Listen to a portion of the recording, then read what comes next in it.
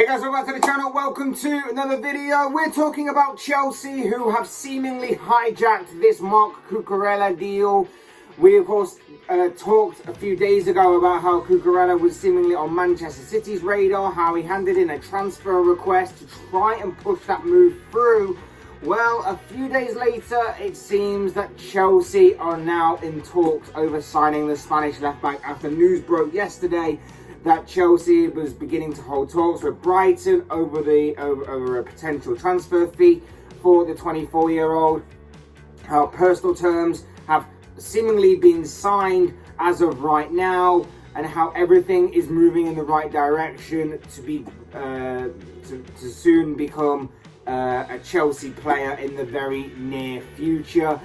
We talked about how Brighton still seem to be in control of this situation, given how Cucurella has several years left on his Brighton contract, and how their asking price of £50 million reportedly hasn't budged since. But it seems that Chelsea are prepared to match the asking price, and that he may soon become a Chelsea player in the very near future. We're going to be talking more about his transfer story and everything else in between. But before we get into all of that, I would like to remind you all to please like the video and also subscribe if you're new. Both things always going to be greatly appreciated. But for now, let's talk about this deal. Chelsea and Marc Cucurella. Interesting one. Like I say, news broke yesterday that Chelsea had Marc Cucurella on their transfer radar, and that they'd opened talks with Brighton over signing him yesterday. It seems that personal terms were going to be no issue, and if reports are to be believed today, then that is all done and dusted. It's just now discussing a fee, and once a fee is agreed, everything can then be put in motion to pretty much be a done deal as far as this is concerned. But it's quick. It's mad how quickly things can change. And like I say, a few days ago, we were talking about Cucurella in terms of him joining Manchester City. City had him on their radar. It had been talked about a fair bit in this transfer window that City were going to be planning a move for the Spanish left-back, and that things were going to be heading in that direction because Pep Guardiola had identified that that was an area in which he needed to strengthen. And Cucurella was very consistent last season in his debut season in the Premier League, and so Guardiola had admired him for quite a while. But like I say, it's mad how quickly things can change. City aren't seemingly prepared to match Brighton's asking price, and like I say, with Cucurella having several years left on his original contract with the Seagulls, it's in Brighton's court as to what they do in this situation, and they've decided to hike his price tag up, and City, just for one reason or another, just aren't prepared to match the £50 million price tag. Being said today that Chelsea have agreed personal terms, so they are clearly interested, and I would imagine would come to some sort of negotiated price. Maybe it's the structure of the deal. Maybe it will still add up to 50 million, but maybe it's the structure of the deal that may change. Because if you're watching from afar Manchester City try and negotiate, why would you then go in afterwards, despite the fact that Brighton aren't budging at all on their asking price? So I would imagine that Chelsea are pretty confident right now that they can get everything done and dusted and completed very quickly on this.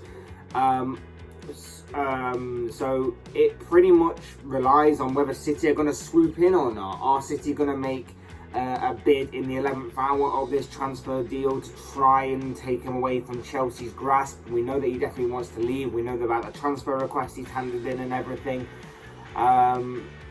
So if Chelsea and Brighton do agree a fee and it adds up to £50 million, are City going to match it and try and swoop in, or are they just going to leave it to Chelsea and go after an alternative target? Remains to be seen.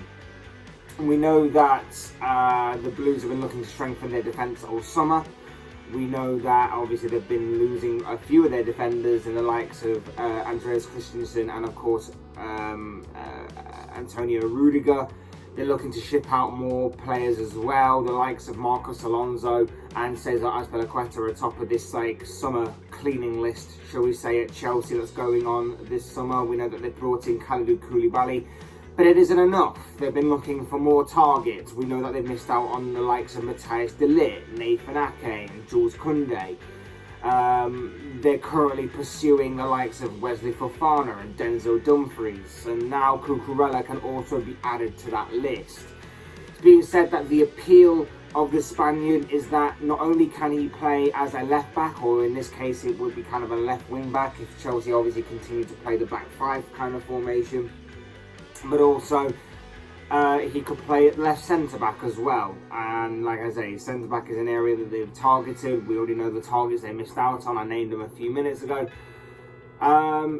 So it kind of does have a big appeal there in terms of its versatility, something which could help Thomas Tuchel a lot, and something that I will reiterate once again, that every top player, I believe, needs a bit of to thrive at a top level and to succeed at a top level, and obviously Cucurella does have a little bit of that.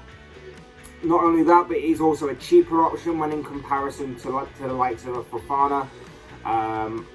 Obviously might not mean as much, but there is still a little bit, it's a little bit cheaper than the 85 million that's being quoted as to the asking price that Leicester are wanting for the young centre back. He's versatile, like I say. He can cover in a couple of different positions. He's got good defensive awareness and ability. He's also got an attacking prowess about him, and also has got good attacking instinct as well, and was very consistent last season at Brighton. That was one of the things that was impressive about him last season, his consistency. In his debut season in Brighton, he took to the lead very well, he adapted very well, he showed that he could adapt very well, and he took to it very well, took to the task very well, and slotted straight into that Brighton side, a Brighton side that obviously is well drilled, a good footballing side. He came in, he slotted in very well, and I would imagine that at Chelsea, it might take a little bit of time to get used to a more positional change, if that is exactly what he's been brought in for. But I would imagine that he again would slot in and take to the task very well indeed. He's at 24 years of age, so he can still grow and he can still evolve and still be moulded into what Thomas Tuchel wants him to play as, if he is to move there, of course. He clearly wants to step up from Brighton, and both Manchester City and Chelsea would obviously represent that kind of step up. And with obviously the way that Champions League football is going to be a pull to him and available to him, and jumping ship right now to that kind of bigger club is obviously going to be too big an opportunity for a player like him to miss right now, where it might not happen somewhere down the line. These teams can easily move on to new targets and find new players that fit the bill and fit the caliber of player that they are wanting. So for Cucurella, it might be a case of now or never. You never know. As I say, he could provide some good competition and a challenge to Ben Chilwell on that left wing side. We know that obviously last season Chelsea's season was hit badly with injuries to the likes of their wing backs that are key men in their kind of formation and system. Chilwell and Reece James were obviously victim of that, and their alternatives were, you know, they can do a job, but it's not massively sustainable in terms of the same level of quality, and it was a bit of a drop-off, and we could all see that. Cucurella might not be on the same level as Chilwell right now, but there's no reason to say that he won't obviously get better and better as obviously time goes on and he gets more experience under his belt and everything. So I think it's a good sort of challenge for him, and obviously, like I say again, with the versatility that he can display, it's not a bad signing either. It's a solid signing in my opinion. It'll be a decent signing overall. Like I say, he was a consistent and reliable figure in that Brighton squad.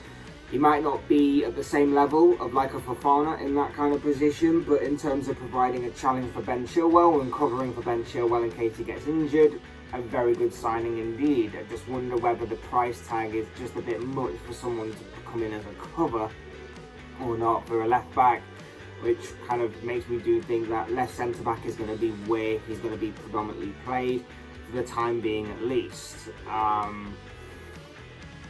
But yeah, you do wonder with Chelsea in their transfer window. Obviously they missed out on a lot of targets.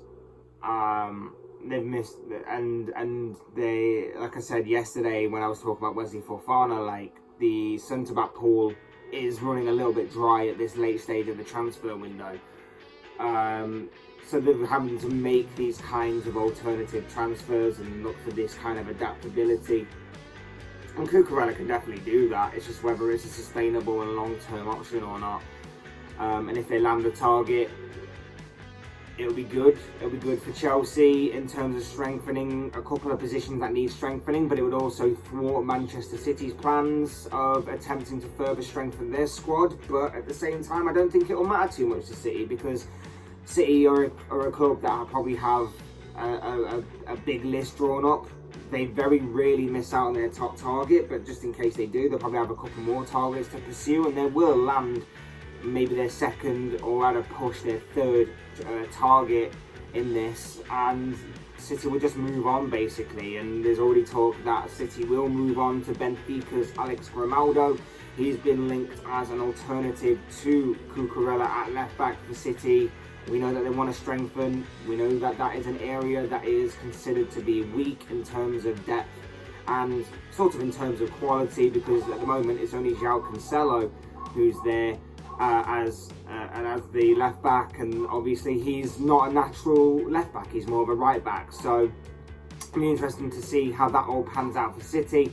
But the bottom line here is that Chelsea are seemingly hijacking this move from Marc Cucurella. Personal terms have been agreed, everything seems to be in order, and that it could be only a matter of time before he is unveiled as a Chelsea player, if obviously things are to continue to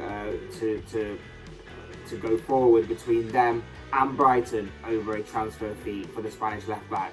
But of course, these are just the thoughts, comments, opinions, predictions, what I'm going to call it of this guy. I want to know what you guys think. What do you make of this whole Marc Cucurella transfer story? What do you make of Chelsea hijacking this move? We know that obviously hijacking has been is no kind of stranger in the world of transfer stories and transfer windows, and obviously Chelsea have suffered from that a little bit with Barcelona, which is why I won't be surprised if Barcelona do come calling for Cucurella at some point in the very near future. But no one else knows us. What do you make of this transfer story? What are your own thoughts, your comments, opinions, predictions, feelings, whatever you want to call it on this story? I'd love to read them all down below in the comment section for sure. They'll all make for interesting reading. Otherwise, hit the like button on the way out if you enjoy the video. Subscribe if you're new and want to see more content like this. Both things are always amplified to be greatly appreciated. And as always, thank you all so much for watching and listening. I've been Fletch. This has been another Fletch Talks video. And I'll see you all again soon in another video.